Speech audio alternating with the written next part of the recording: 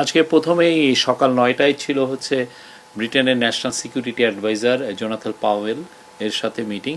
Jonathan Powell আপনারা জানেন যে খুবই ইম্পর্টেন্ট একটা ব্যক্তিত্ব পুরো পুরো ইউকেতে। আপনি ব্রিটেনে যে নর্থ আয়ারল্যান্ডে যে এই গুড ফ্রাইডে একটা এগ্রিমেন্ট হয়েছিল, যার ফলে আয়ারল্যান্ডের যেই এক ধরনের সিভিল ওয়ার ছিল সেইটা কিন্তু এইটা বা এক যে ধরনের ট্রাবলস বলতো, এটা সিভিল ওয়ার চেয়েও বলা যায় যে ট্রাবলস যেটা ছিল সেটা কিন্তু উনি ওনার এই এগ্রিমেন্টটায় উনি এই এগ্রিমেন্টটা খুবই বড় একটা রোল প্লে করে।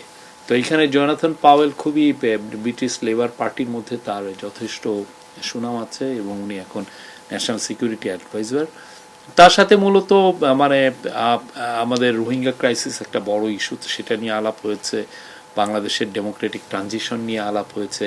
আমাদের যে অ্যাসেট রিকভারি, যে জিনিসটা বারবার আমরা বলছি যে এত বিলিয়ন মানে $234 বিলিয়ন মতো বাইরে চলে গেছে, সেই টাকাটা আমরা কিভাবে রিকভার করব, সেইগুলো বিষয়ে আলাপ আলোচনা হয়েছে।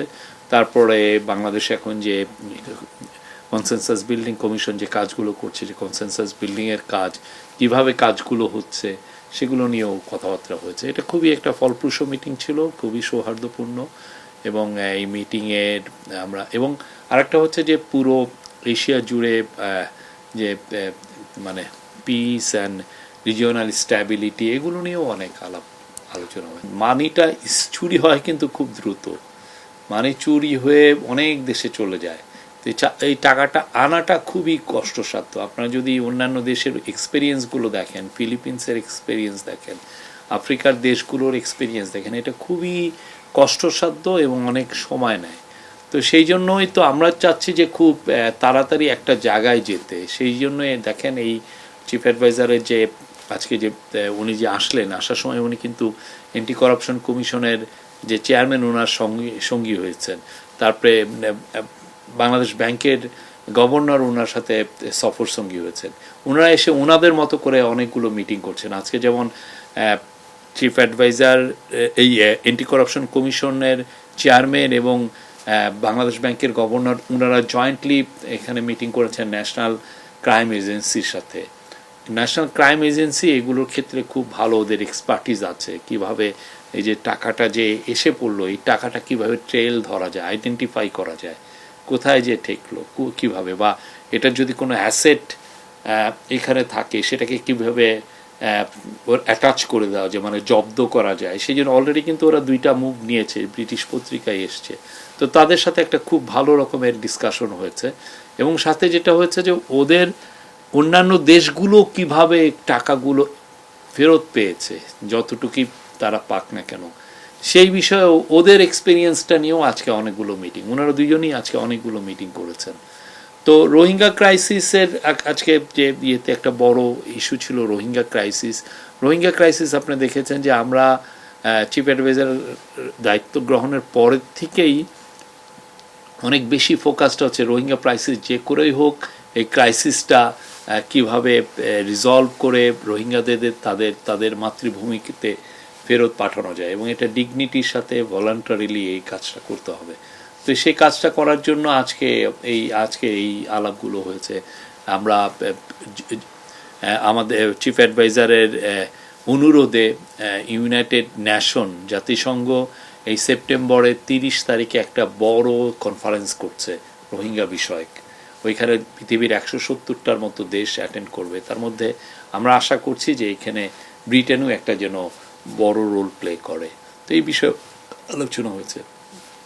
চিফ অ্যাডভাইজার আজকে এইটার পরপরই উনি চ্যাথাম হাউসে চলে যান। আপনি চ্যাথাম হাউস জানেন যে ব্রিটেনের মেন থিঙ্ক ট্যাঙ্কগুলোর একটা বড় থিঙ্ক ট্যাঙ্কগুলো, ওরা অনেক কিছু কিভাবে একটা ডিসপিউট রিজলভ করা যায়, কিভাবে একটা সিচুয়েশনকে অ্যানালাইজ করা যায়, এটার জন্য এবং অনেক কিছুতে ওরা খুবই রিমার্কেবল। এবং ওইখানে ওনাকে ব্রাউনওয়েন ম্যাডক্স, যিনি চ্যাথাম হাউসের উনি প্রধান, উনি তাকে ইনভাইট করেছিলেন তার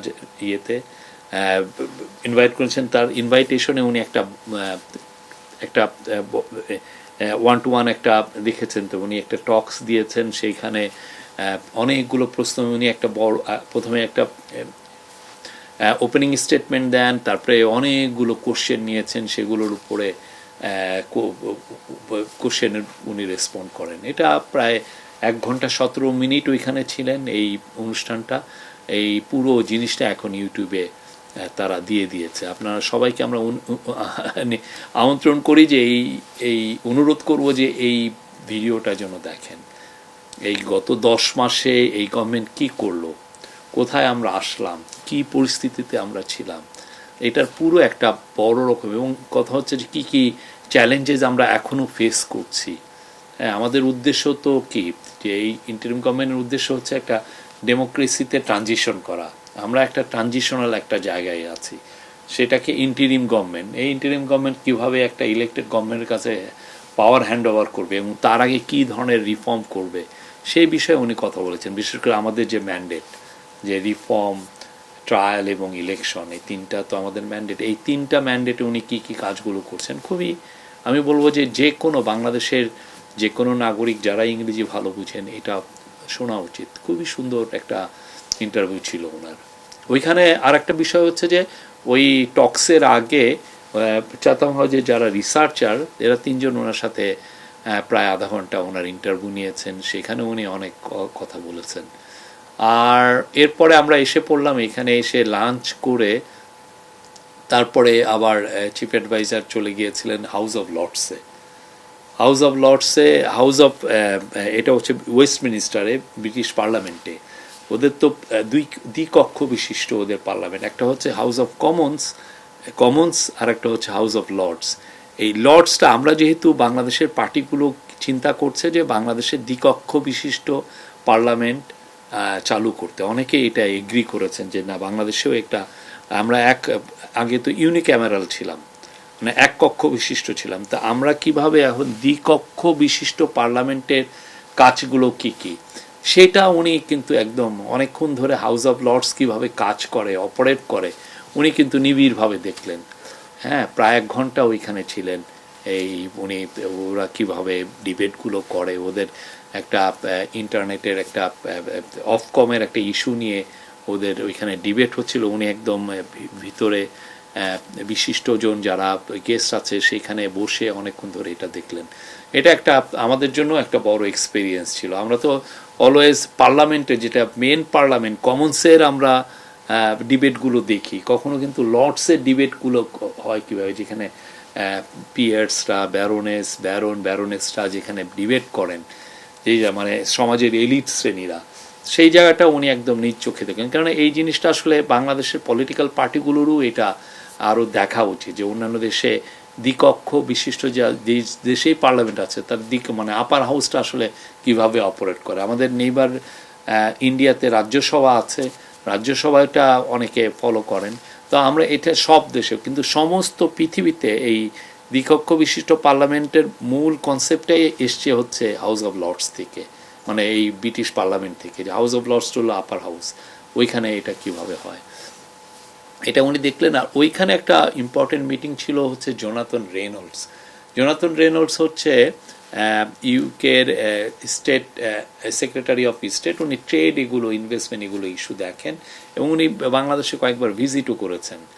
হ্যাঁ, তো ওনার সাথে আলাপ হলো যে বাংলাদেশে কীভাবে ট্রেড অ্যান্ড ইনভেস্টমেন্টটা বাড়ানো যায়, ব্রিটিশ ইনভেস্টরদেরকে কীভাবে আরও উদ্বুদ্ধ করা যায়, তারপরে আমরা কীভাবে ডিজিটালাইজেশন কাজগুলো কীভাবে এগিয়ে নিতে পারি, ওদের সাথে আমাদের কী কী কোথায় কোথায় কোঅপারেশন আরও এনহান্স করা যায়।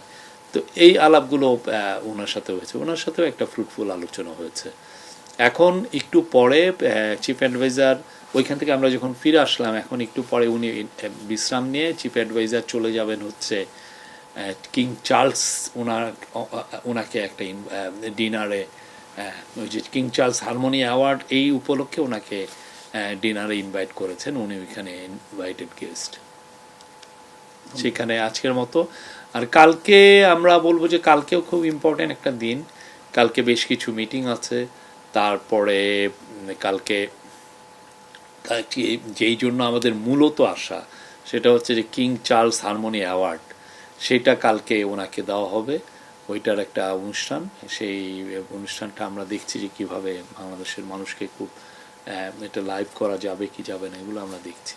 কালকে আমি একটা প্রেস কনফারেন্সে বলেছিলাম যে ইউকের একজন ব্রিটিশ পার্লামেন্টের এমপি বলেছিলেন যে কেয়ার স্টারমার সম্ভবত কানাডায় গিয়েছেন, তো এই এটাকে অনেকে মিস ইন্টারপ্রেট করেছেন। আমি বলেছি যে সম্ভবত, হ্যাঁ, পুরো বিটিভিতে যে ভিডিওটা আপনারা যদি দেখতেও পারেন। তো তারপর এটা আমার একটা মিস্টেক হয়েছে, আমরা পরবর্তীতে যখন দেখলাম যে এটা আমরা কারেক্ট করেছি যে না, উনি এখানে আছেন। ওনার আসলে ব্রিটেনে এখন আজকে ওদের যে স্পেন্ডিং রিভিউ, ওদের যে বাজেটের স্পেন্ডিং কিভাবে কি হয়েছে সেটার রিভিউ হচ্ছে এইখানে বাজেটে। সেটা ওনারা খুব এইটা নিয়ে খুবই মানে পুরো ব্রিটিশ পার্লামেন্ট ব্যস্ত এটা নিয়ে। গতকাল আমাদের মানে আমরা যারা চিফ অ্যাডভাইজারের সাথে এসেছি তাদের একটা ইনভাইটেশন ছিল আলতাফ আলী পার্কে। এই যে চিফ অ্যাডভাইজার যে তার প্রথম অ্যাজ এ চিফ ইন্টারিম গভর্নমেন্টের প্রধান হিসেবে যে লন্ডনে সফর করছেন, সেই উপলক্ষে তারা একটা বড় জমায়েত করেছিল তার প্রতি সাপোর্ট জানিয়ে, সলিডারিটি জানিয়ে। এটা কিন্তু অনেক অনেক লোক হয়েছে, হাজার হাজার লোক হয়েছে। তো সেই জায়গায় যেই আমরা আউটপোরিং অফ সাপোর্ট দেখেছি, এটা অ্যামেজিং। এটা আপনি দেখেছেন অনেকে বাংলাদেশের ফ্ল্যাগ নিয়ে এসেছিল। এই বাংলাদেশিরা এখানে তো প্রচুর লোক, প্রায় 7 লক্ষ বাংলাদেশি এখানে আছেন, এবং তারা খুবই কর্মঠ এবং অনেকে অনেক বড় বড় উঁচু জায়গায় আছেন। তো তারা তাদের এই সময়টাকে এটা এখন একটা উইকডে চলছে, সেই সময়টাকে স্যাক্রিফাইস করে তারা এসে তার কাজ থেকে ওই অনুষ্ঠানে আসছিল। এটি পূর্বে কোনো সরকার প্রধানের প্রতি এইরকম ভালোবাসা আমরা দেখি নাই যে এভাবে মানে ব্যক্ত করতে, আমরা এইভাবে দেখি নাই। মানে প্রফেসর ইউনূস যে সবার হৃদয়ের মধ্যে আছেন, সবাই যে তাকে নিয়ে প্রাউড ফিল করেন, এটা কালকে আমরা আবারও দেখেছি। এটা একটা খুবই, সবাই প্রত্যেকে এসছেন তার প্রতি তার ভালোবাসা ব্যক্ত করতে, তার প্রতি তার অকুণ্ঠ সাপোর্ট ব্যক্ত করতে।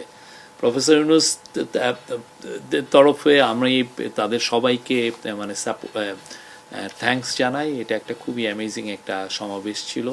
যারা যারা এখানে জড়িত ছিলেন, যারা এই অর্গানাইজিংয়ে যারা ছিলেন, তাদের প্রতি আমাদের থ্যাঙ্কস, আমরা গ্র্যাটিটিউড প্রকাশ করছি এবং কৃতজ্ঞতা প্রকাশ করছি। এবং যারা এসছেন, অনেকে তো ধরেন এইখানে উইকেন্ড ছাড়া এইখানে সমাবেশ করা খুবই টাফ, তো উইকডের মধ্যে ওনারা এই আয়োজনটা করেছেন। অনেক লোক এসছেন বা অনেকে ন্যাশনাল ফ্ল্যাগ নিয়ে আসছেন বাংলাদেশের প্রতি তাদের সব ভালোবাসা ব্যক্ত করতে। এবং সবচেয়ে বড় কথা, সবাই এই যে ইন্টারিম গভর্নমেন্ট যে রিফর্মের যে কাজগুলো নিয়েছে, রিফর্ম ট্রায়াল, প্রত্যেকটা কাজে তারা তাদের পুরোপুরি সাপোর্ট জানিয়েছেন।